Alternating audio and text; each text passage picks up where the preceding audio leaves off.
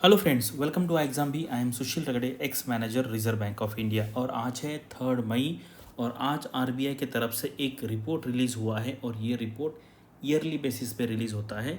Report on currency and finance. तो इसका जो इस टाइम का जो थीम है वो है towards a greener cleaner India. ठीक है, ये आरबीआई ग्रेड बी के लिए भी यूज़फुल है। आपको पता है नाबार्ड है, नाबार्ड ऑर्गेनाइजेशन आपको पता है, national bank for agriculture rural development.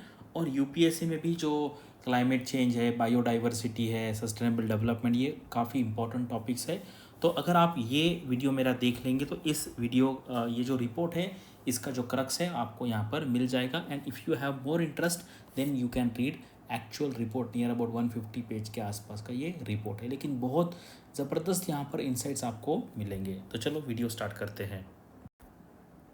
आपको ये ओरिजिनल जो रिपोर्ट है वो आरबीआई की जो वेबसाइट है rbi.org.in, वहाँ पर जाने के बाद आपको पब्लिकेशन में जाना है। वहाँ पर अलग अलग जैसे annual, half yearly, quarterly, monthly, by monthly, weekly, इस टाइप के occasional papers, report, working papers. ये स्टैट्यूटरी है। स्टैट्यूटरी यानी कि एक्ट का कोई सेक्शन होता है उसके हिसाब से वो कंपलसरी होता है। एंड अदर रिपोर्ट में आप जाएंगे तो यहाँ पर है report on currency and finance. तो यहाँ पर क्लिक करने के बाद आपको ये रिपोर्ट ओपन हो जाएगा। तो ये है 3 मई आज का है, report on currency and finance for the year 22-23, RCF कहते हैं उसको। और ये जो पेज है ये इसका क्रक्स है। ठीक है, तो अगर आपको ज़्यादा नहीं पढ़ना है तो बस इतना देख लीजिए, लेकिन इसमें जो मैंने अंडरलाइन किया हुआ ये सारा आपको याद रखना है। और जब आप फेज़ 2 का पेपर लिखने जाएंगे या यूपीएससी है, नाबार्ड है, डिस्क्रिप्टिव आंसर लिखने जाएंगे तो ये थोड़ा सा अगर आप याद रखेंगे तो आपको काफ़ी उसका फ़ायदा होगा। मैं तो यहाँ पे इंपॉर्टेंट आपको ये समझाता हूँ क्या है। The RBI release report on currency and finance today, यानी कि 3 मई को। The theme of the report is towards a greener cleaner India. The report reflects the views of the contributors and not the Reserve Bank of India. यानी कि RBI ने यहाँ पर थोड़ा सा, हम क्या कहते हैं, एक सेफ गेम प्ले किया है कि वो कह रहे हैं कि ये जो जो लोगों ने यहाँ पर कंट्रीब्यूट किया है उनका ये व्यू है, ये आरबीआई का ऑफिशियल व्यू नहीं है। क्योंकि ये इसलिए करना पड़ता है क्योंकि ना इसके काफ़ी लीगल कॉम्प्लिकेशंस हो जाते हैं। फिर लोग कहेंगे कि आरबीआई ने ऐसा कहा, तो ये आरबीआई ने नहीं कहा है, उन्होंने ये क्लियर कर दिया है। यहाँ पर जो लोगों ने ये रिपोर्ट लिखा है उन्होंने कहा है। ठीक है, तो चलो हाईलाइट्स क्या है। The report covers 4 major dimensions. ठीक है, ये इंपॉर्टेंट डायमेंशंस आपको याद रखने हैं। Of climate change to assess future challenges to sustainable high growth in India. ठीक है, एसेस मतलब हमें देखना है कि फ्यूचर में क्या क्या चैलेंजेस आ सकते हैं, किसके लिए, सस्टेनेबल हाई ग्रोथ। सस्टेनेबल का मतलब है जो ग्रोथ है वो कंटिन्यूस चलेगा। ऐसा नहीं कि इस बार 25% ग्रोथ कर लिया और आगे फिर कुछ नहीं होगा, ऐसा नहीं। सस्टेनेबल यानी कि कंटिन्यूस बेसिस पे। नेमली 4 है, मैंने अलग अलग कलर में इसको अंडरलाइन किया है। The unprecedented scale and pace of climate change, यानी कि बड़े लेवल पे हो रहा है ये climate change. Its macro economic effects, यानी कि ये जो है इसका इफेक्ट जो है वो मैक्रो इकोनॉमिक बड़े लेवल पे होने वाला है। इम्प्लीकेशंस फॉर फाइनेंशियल स्टेबिलिटी, आपको पता है श्रीलंका में क्या हुआ। श्रीलंका में जो हुआ ये इसका बेस्ट एग्जांपल है। पाकिस्तान में फ्लड आया, क्या हुआ। ठीक है, कुछ अफ्रीकन कंट्रीज़ में भी यहाँ पर कुछ हुआ। तो ये क्लाइमेट रिलेटेड जो है, मतलब कुछ कुछ कंट्रीज़ ऐसी है जो आइलैंड कंट्री है, वो तो पूरी की पूरी कंट्री वैनिश भी हो सकती है अगर टेम्परेचर बढ़ गया, वाटर लेवल बढ़ गया। तो इसलिए ये बहुत ज़रूरी है। And the policy options to mitigate climate risk, क्या क्या हम पॉलिसी एक्शंस ले सकते हैं। India has embark on a targeted and time-bound climate action plan to reduce carbon emission and currently ranks the best among G20 countries as per the Climate Change Performance Index 2023। तो ये आ सकता है exam में, हम G20 countries में best हैं। India's goal for achieving the net zero target by 2070, ये भी एग्ज़ाम में आ चुका है और आगे भी आ सकता है कि हमारा जो कार्बन एमिशन का नेट ज़ीरो टारगेट है वो क्या है, 2070 है। नेट ज़ीरो का मतलब है ग्रॉस ज़ीरो, मतलब करना ही नहीं, ऐसा नहीं होता। नेट ज़ीरो यानी कि हम उसको, अगर मान लीजिए कुछ निगेटिव एक्शन हुए, कुछ हमने पॉजिटिव किया, तो उसका जो नेट है वो ज़ीरो होना चाहिए। ठीक है, would require an accelerated reduction in the energy intensity of GDP by around 5% annually, 5% होना चाहिए annually. And a significant improvement in its energy mix in favour of renewable renewables जो है, जो रिन्यूएबल एनर्जी उसके तरफ हमें फेवर करना है, यानी कि उस तरफ जाना है टू अराउंड 80% बाय 2071, यानी कि हम ऐसा कह रहे हैं कि 2070 तक हम 80% near about renewable energy use करेंगे अलग अलग। India's green financing requirement is estimated to be at least 2.5% of the GDP annually till 2030, यानी कि ग्रीन फाइनेंसिंग हमें जो करना है, यानी कि जहाँ पर एनवायरनमेंट का डैमेज नहीं होगा, एनवायरनमेंट का प्रोटेक्शन, उस एंगल में पॉजिटिव तरीके से सोचेंगे। A balance policy intervention with progress insured across all policy level levers है ना, लीवर का मतलब उसका यूज़ करके हम फ़ायदा लेंगे।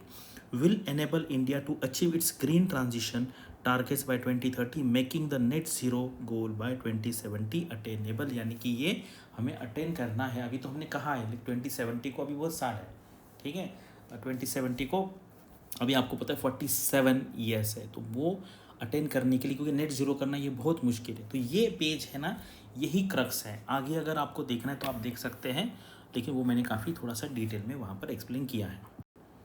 यह है report towards a greener cleaner India, reserve Bank of India का है 22-23 report and currency and finance, report on currency and finance, short में इसको कहते हैं। फॉरवर्ड क्या है, ये गवर्नर लिखा हुआ, ये भी मैं पढ़ता हूँ, बहुत इंपॉर्टेंट है। ये मैं इसलिए डिटेल में पढ़ रहा हूँ क्योंकि इसका यूज़ आपको डिस्क्रिप्टिव आंसर राइटिंग में करना है। यूपीएससी में कीजिए, आरबीआई में कीजिए, नाबार्ड में कीजिए, ठीक है, बहुत इंपॉर्टेंट है। Climate change has always been an integral part of human existence, यानी कि आपको पता है बीच में मतलब 10,000 साल के बाद, 15,000 साल के बाद पूरा एक आइस एज आता है। आइस एज यानी कि क्लाइमेट इतना चेंज होता है कि फिर पूरी जनरेशन ही गायब हो जाती है, मतलब ह्यूमन एग्जिस्टेंस पे सवाल आ जाता है कि यार अभी बचेंगे या नहीं बचेंगे, लेकिन एवरी टाइम कुछ ना कुछ लोग बचते हैं। तो ये जो सेंटेंसेस है ना, ऐसे सेंटेंसेस आप लिख सकते हैं, तो इसलिए मैं बता रहा हूँ ये बहुत ही एनरिच किया हुआ कंटेंट है। आरबीआई के जो रिसर्च के लोग हैं, जो एक्सपर्ट है लिखने में, उन्होंने ये लिखा है, तो आपको डेफिनेटली इसका रेफरेंस देके एग्जाम में लिखना है।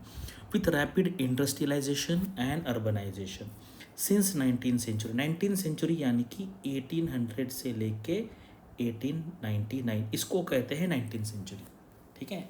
कुछ लोगों को लगा 19th सेंचुरी यानी कि 1900 से लेके 1999, ऐसा नहीं है। तो ये जो पूरा सेंचुरी है इसको कहते हैं 19th century. Climate change has acquired a new dimension threatening the sustainability of life, livelihood and surrounding ecosystem.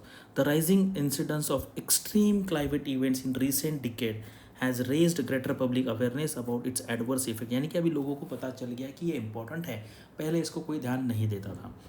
Growing scientific evidence that climate change is also caused by the human activities, ऐसा नहीं है कि सिर्फ ये naturally हो रहा है, human activities से भी होता है। A result of excessive burning of fossil fuels, deforestation, inappropriate agriculture practices. तो ह्यूमन एक्टिविटीज़ कौन कौन सी हैं, तो ये 3 है। इस टाइप के क्वेश्चन यूपीएससी में आते हैं, नाबार्ड में भी आ सकते हैं, आरबीआई में भी आ सकते हैं, क्योंकि आरबीआई में agriculture and sustainable development, climate change वाले टॉपिक भी मेंशन है। Has led to the global consensus on the need of the coordinated policy action encompassing both adaptation and mitigation strategies, क्या क्या एडाप्टेशन होना है हमें एंड मिटिगेट क्या करें, जैसे रिस्क मिटिगेशन बोलते हैं, उस एंगल में। Since the historic Paris agreement 2016, ये बहुत इंपॉर्टेंट है, और एंड में भी एक बहुत अच्छा एक टेबल दिया है, वो आपको मिस नहीं करना है। Climate agenda has increasingly become a target oriented, यानी कि सिर्फ ऐसे हवा में बात नहीं करना है, हमें एक टारगेट रखना है, उस डायरेक्शन में काम करना है। India has embark on a ambitious and targeted climate action plan while balancing it's growth and environment objectives, यानी कि दोनों करना है ना, ऐसा नहीं कि हम मतलब एनवायरनमेंट को प्रोटेक्ट करेंगे, लेकिन उसमें हमें ग्रोथ एंड एनवायरमेंटल ऑब्जेक्टिव दोनों का बैलेंस रखना है। In line with the targeted net zero emission by 2017, India has updated its nationally determined contribution, NDCs कहते हैं इसको, which aim at rising the share of renewable energy and reducing the carbon emission intensity of GDP by 2030. India presented its long-term low emission development strategy at the COP27, covering plans for action expansion of green hydrogen production, क्या क्या है उसमें, electrolyzer manufacturing capacity and increased use of biofuels.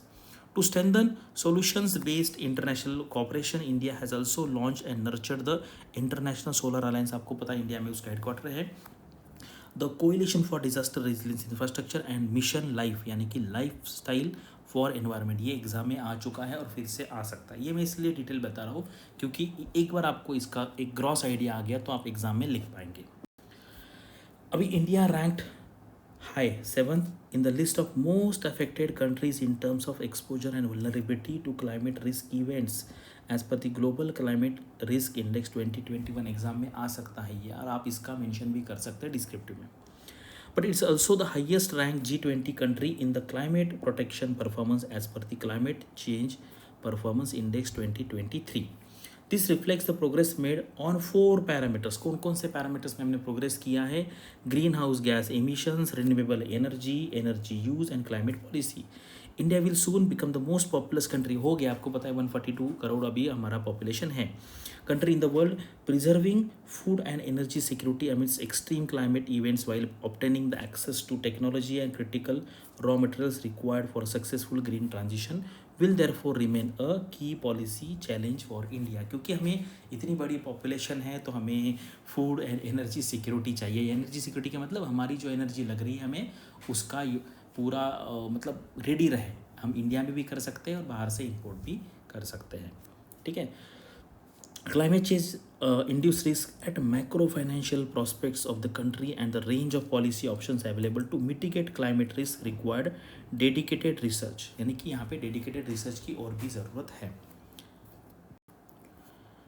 Such research becomes even more critical in the context of the complexity and the non-linearity of the ways in which the climate, economy, financial system and related policies operate। Non-linear यानी कि ऐसा नहीं कि ये होगा तो वो होगा, यहाँ पर 2% चेंज होगा तो वहाँ पर 2% चेंज होगा, यानी कि उनका जो रिलेशन है वो नॉन लीनियर है। Hence this year's report on currency and finance has towards a greener and cleaner finance as its theme. ये थीम रखा है स्ट्रक्चर्ड इन 4 चैप्टर्स। ठीक है, 4 चैप्टर्स हैं, आपको इंटरव्यू में पूछा जा सकता है। This report highlights the importance of climate goals as a policy priority and examines the macro financial implications of climate change for India in the medium to long term. यानी कि 4-5 साल में क्या हो सकता है, 10-15 साल में क्या हो सकता है, ये यहाँ पर एनालाइज किया गया है। तो focus on growth, inflation, financial stability. देखो क्लाइमेट में ऐसा है ना कि अगर मान लीजिए सारे बैंक्स लोन देते हैं एग्रीकल्चर को, ठीक है, हॉर्टिकल्चर को लोन देते हैं, अगर क्लाइमेट में कोई बड़ा प्रॉब्लम हुआ है तो वो सारे लोन्स एनपीए हो सकते हैं और ये बहुत बड़े पे डिज़ास्टर हो गया तो पूरी इकोनॉमी भी कोलैप्स हो सकती है। इसलिए ये रिस्क देखना बहुत ज़रूरी है। It explores the range of available policy option. क्या क्या कर सकते हैं? फिजिकल पॉलिसी, गवर्नमेंट के साइड से टैक्सेस में चेंज होना या एक्सपेंडिचर में चेंज करना, वो होता फिजिकल पॉलिसी। टेक्नोलॉजी में क्या है, ट्रेड पॉलिसी क्या है, regulatory policy and monetary policy. For mitigation climate risk, कैसे हम इसको मिटिगेट करेंगे? आई कमेंड यानी कि गवर्नर कहते हैं the team from the DEPR department, जो आपको पता है RBI में रिक्रूटमेंट होता है DEPR का, department of economic and policy research for of the Reserve Bank of India, examining some of the key aspects of the climate change challenge for India in this report. With a forward-looking perspective, I hope this report will enrich public policy disclosure on the subject। तो ये आपको पूरा एक view मिल गया है, इसी को एक बार 2 बार सुनना है। अब या इसके ऊपर कुछ MCQ आते हैं वो भी आप सॉल्व कर पाएंगे, या इसका यूज़ आप डिस्क्रिप्टिव आंसर राइटिंग में ऐसे में एट अप्रोप्रिएट प्लेट यूज़ कर सकते हैं। ठीक है, क्या क्या चैप्टर्स हैं, कैसे इंटरव्यू में पूछा जा सकता है कि आपने पढ़ा है, आप ये कहेंगे यस और नो। अगर यस है तो वो कहेंगे कि चलो चैप्टर्स के नाम बता दो। The climate strikes backs, macro economic effects on the climate change in India, climate change and the financial sector, policy options to mitigate climate risk. ठीक है, अभी बस सुन लीजिए, जब आप इंटरव्यू के लिए जाएंगे, एग्ज़ाम में जाएंगे फेस 2 के लिए, तब आपको थोड़ा सा इसका याद रखने के लिए एफर्ट्स करने पड़ेंगे। लिस्ट ऑफ एब्रीविएशन, मतलब ये क्लाइमेट पे फोकस है तो उससे रिलेटेड जितने सारे हैं, ये तो मैंने बस एक पेज दिखाया, ऐसे 8-10 पेज वहाँ पर है। द क्लाइमेट स्ट्राइक्स बैक, मैं आपको बताता हूँ हर चैप्टर का आपको ऐसा जो फ्रंट पेज पे दिया वो और उसका कंक्लूजन पढ़ना है, बहुत आपको फ़ायदा होगा। मैं आपको पढ़ के दिखाता हूँ कितना अच्छे लैंग्वेज में दिया है। Climate change is manifesting itself at an alarming scale and pace globally, यानी कि ये एक अलार्म लेवल पे है, जैसे श्रीलंका में हुआ है या पाकिस्तान में अभी फ्लड आया है, ये बहुत अलार्म लेवल है, यानी कि अभी हमें कुछ करना पड़ेगा। एंड ये ग्लोबल लेवल पे है। Emerging and developing economies are most vulnerable, यानी कि वल्नरेबल यानी कि ये ज़्यादा इम्पैक्ट करेंगे in terms of technological capabilities and access to finance for adaptation and mitigation. There has been a significant increase in the climate action both multilaterally and individual countries, यानी कि जो मल्टीलैटरल ऑर्गेनाइजेशन जैसे United nation है और बाकी सारे जो groups है G20 है वो भी कर रहे हैं एंड इंडिविजुअल लेवल पे भी एफर्ट्स हो रहे हैं। Alongside fiscal policies, recent years have seen a growing experimentation with the regulatory instruments, यानी कि जो रेगुलेटर्स है वो अलग अलग एक्सपेरिमेंट यहाँ पर कर रहे हैं and hence the role of central banks in the combating climate change in coming is coming to the fore, यानी कि पहले ऐसा कभी हुआ नहीं लेकिन अभी ये फ्रंट इस पे आ रहा है कि यार सेंट्रल बैंक की तरफ से क्या क्या एक्शन हो सकता है। पहले लोगों को लगता होगा यार इसमें सेंट्रल बैंक का क्या रोल है, ये तो गवर्नमेंट करेगा, उनका मिनिस्ट्री करेगा, लेकिन ऐसा नहीं। ये सारे इन्फ्लेशन है, क्लाइमेट चेंज है, फिजिकल पॉलिसी है, मॉनेटरी पॉलिसी है, फाइनेंशियल स्टेबिलिटी, ये सारे इंटरकनेक्टेड है। The Reserve Bank of India is actively involve in fortifying India's climate defense through various policy and research initiative। या एक बार आप अगर रिपोर्ट एक बार देखेंगे, ग्लांस करेंगे ना, तो आपको ऐसे चार्ट्स मिलेंगे, बहुत इंपॉर्टेंट है, अच्छी इन्फॉर्मेशन मिलेंगी। Causes of recent global warming किसके तरफ से, मतलब क्या क्या इसके कॉजेस है। देखो, simulated with human and natural forcing, ये ग्रीन वाला है, ये है, और ये जो ये वाला है पर्पल वाला, ये सिर्फ नेचुरल फोर्सिंग है, सिर्फ वॉल्केनिक एंड सोलर ओनली है। ठीक है, तो ये यहाँ पर आप देख सकते हैं कि ह्यूमन प्लस नेचुरल कितने हैं। अब ये देखिए कि global climate change and disaster events, अगर आप देखेंगे ना तो ये 63 के बाद आप देखिए ये जो है ड्रॉट है, ये वाला नीचे वाला, ये सारे, उसके बाद ये आपके अर्थक्वेक है, देन लैंडस्लाइड कितनी हो रही है ये आपको यहाँ पर दिख रहा है ब्लू वाले, एंड ये येलो वाले है एक्सट्रीम टेम्परेचर। ठीक है, ये एक्सट्रीम टेम्परेचर देखिए काफ़ी बढ़ रहा है, और ये है वाइल्ड फायर ग्रीन वाले, देखो बहुत सारा हो रहा है। तो ये आपको मतलब आंसर राइटिंग में काफ़ी यूज़फुल होगा। पर कैपिटा CO2 एमिशन कितने हैं, देखो यहाँ पर इंडिया का सबसे कम है, फ्रांस है, यूके है, ये चाइना है, जर्मनी का काफ़ी कम हुआ है, रशिया एंड यूएस। तो ये यूएस से सबसे ज़्यादा करता है, लेकिन लोगों को ज्ञान वही देता है कि हाँ आप ज़्यादा एमिशन मत कीजिए। इंडिया देखिए कितना है, इसलिए इंडिया ने मांगा है कि हमें आपको टाइम बहुत देना है, क्योंकि आपने ऑलरेडी ये सारा मतलब हम जो बोलते हैं निचोड़ लिया है, आपने सारा अर्थ को ख़राब कर दिया है सारा डेवलप करके, और जब हमारा टाइम हो रहा आया है डेवलप का मतलब ग्रोथ करने का, तो आप हमें बोल रहे हैं कि अभी आप मत करो। तो अभी हम भी होशियार होने लगे हैं डेवलपिंग वाले, तो हमने उनको बोल दिया है कि आपको जल्दी करना है नेट ज़ीरो, और हमें टाइम देना पड़ेगा, क्योंकि हम तो पहले से ही कम कर रहे हैं। पूरा सारा जो एक्सप्लोइटेशन है अर्थ का, ये सारी बड़ी बड़ी कंट्रीज़ ने कर लिया, हमने तो कुछ भी नहीं किया। ये देखिए इंडिया की लाइन है। तो अभी हमारा टाइम आ रहा है कि हम भी, मतलब ऐसा नहीं है कि हम इसको पूरा डिस्ट्रॉय कर देंगे, लेकिन हमारी जितनी ज़रूरत है उस तरफ से हम लेंगे। और हम ऐसा नहीं कह रहे कि हम मतलब इर्रिस्पॉन्सिबली यूज़ करेंगे नेचुरल रिसोर्सेस को, लेकिन हम नेट ज़ीरो भी करेंगे, लेकिन हमें टाइम लगेगा, क्योंकि हमें अभी ग्रो करना है। अब ये बहुत ज़बरदस्त है कि हमने India's action related to climate, मतलब साइंस एंड रिसर्च में हमने क्या किया है, पॉलिसी डेवलपमेंट पे क्या है, जैसे नेशनल पॉलिसी ऑन बायोफ्यूल है, state action plan on climate change है, expert group on low carbon economy है, पॉलिसी इंप्लीमेंटेशन है, इंटरनेशनल कोऑपरेशन में क्या है, फॉरेस्ट्री में जैसे state of the forest report है, ग्रीन इंडिया मिशन है। तो ये बहुत 20 पॉइंट्स है, 2-3 बार आप इसको पढ़ लीजिए, यानी कि आप बता सकते हैं कि इंडिया ने क्या क्या किया।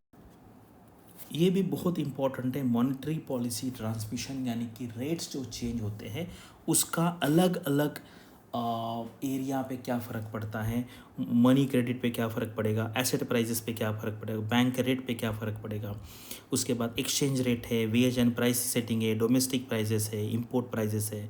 ठीक है, एंड में प्राइस डेवलपमेंट होता है, supply and demand of the goods and services.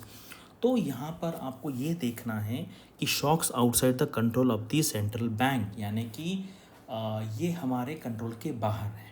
International level पे कुछ होता है, क्लाइमेट लेवल पे टेम्परेचर बहुत बढ़ता है, कम होता है, साइक्लोन्स आते हैं, अर्थक्वेक आते हैं, उससे इकोनॉमिक एक्टिविटी फ़र्क पड़ता है, उसका कैसे इम्पैक्ट पड़ेगा, ये यहाँ पर इन्होंने दिया है। आप देखिए यहाँ पर Climate change can affect price stability through supply shocks such as food and energy shortages and through a decline in the productive capacity. Climate related risk can also lead to inflation volatility which can effectively de-anchor inflation expectation. तो ये बहुत ज़बरदस्त है, मतलब climate का inflation पे कैसे फ़र्क पड़ेगा ये पहले कोई सोचता नहीं था, लेकिन अभी अवेयरनेस काफ़ी बढ़ गया है, और सिर्फ गवर्नमेंट के लेवल पे नहीं लेकिन मॉनेटरी पॉलिसी लेवल पे, सेंट्रल बैंक्स लेवल पे, जो रिजर्व बैंक इंडिया के केस में वो काफ़ी इसमें एक्टिवली रोल प्ले कर रहा है। तो ये अगर आप इंटरव्यू में बताएंगे, डिस्क्रिप्टिव आंसर राइटिंग में लिखेंगे ना, तो बहुत ज़बरदस्त यहाँ पर फ़र्क पड़ेगा।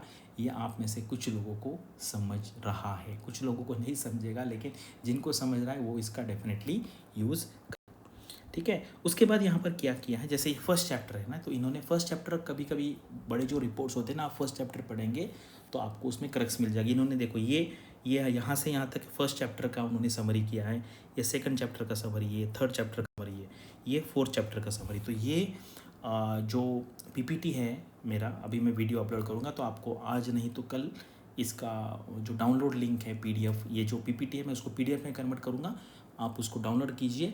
और वही अगर आप सिर्फ पढ़ेंगे तो बाकी पूरा रिपोर्ट पढ़ने की ज़रूरत नहीं, क्योंकि वो काफ़ी बड़ा है, ठीक है, नियर अबाउट 150 पेजेस का है। इतना आपको टाइम भी नहीं होगा और इतना भी इम्पॉर्टेंट नहीं है, लेकिन इसका यूज़ अगर आप करेंगे यूपीएससी स्टूडेंट्स के लिए तो बहुत यूज़फुल है। नाबार्ड भी आपको पता है एग्रीकल्चर रिलेटेड है तो वहाँ पे भी है, और आरबीआई में भी इससे रिलेटेड टॉपिक है, और ये मेन रिजर्व बैंक का रिपोर्ट है, इसलिए इसका इम्पोर्टेंस बहुत ज़्यादा है, ठीक है। Major global interventions of for climate change, ये इतना ज़बरदस्त है डेटा, यहाँ पे इन्होंने एक जगह पे दिया है। यूपीएससी में एटलीस्ट एक क्वेश्चन आएगा प्रीलिम्स में, एंड आरबीआई में भी जीए में आ सकता है, या ईएसआई का जो पेपर 2 है उसमें ऑब्जेक्टिव में आ सकता है, या आप इसका यूज़ डिस्क्रिप्टिव में भी कर सकते हैं। तो यहाँ पर देखिए स्टॉकहोम इंटरनेशनल समिट क्या है, world climate conference, Montreal protocol, creation of IPCC है, यूएनएफसीसीसी है, ठीक है। उसके बाद first meeting of UNFCCC COP यानी कि कॉन्फ्रेंस ऑफ पार्टीज है, COP1, Kyoto protocol, Copenhagen accord है, पेरिस एग्रीमेंट है, COP26 है, COP27 है। तो ये इश्यूज एड्रेस्ड एंड इनिशिएटिव्स क्या क्या है ये पढ़ लीजिए, इसको भी थोड़ा सा नोट्स के फॉर्म में लिख के जब आप एग्ज़ाम में जाएंगे उसके 1-2 दिन इसका रिवीजन आप करते हैं। आपको पता है आरबीआई ग्रेड बी का नोटिफिकेशन आया हुआ है, उसका हमने प्लान दिया है, इसका भी मैं लिंक डाउनलोड के लिए आपको दे दूंगा, आप डाउनलोड कर सकते हैं। IRDA का भी फॉर्म आया हुआ है, ये भी काफ़ी अच्छा जॉब है, इसका भी हमने प्लान बनाया हुआ है। Thank you for watching this video and all the best for your studies and upcoming examinations.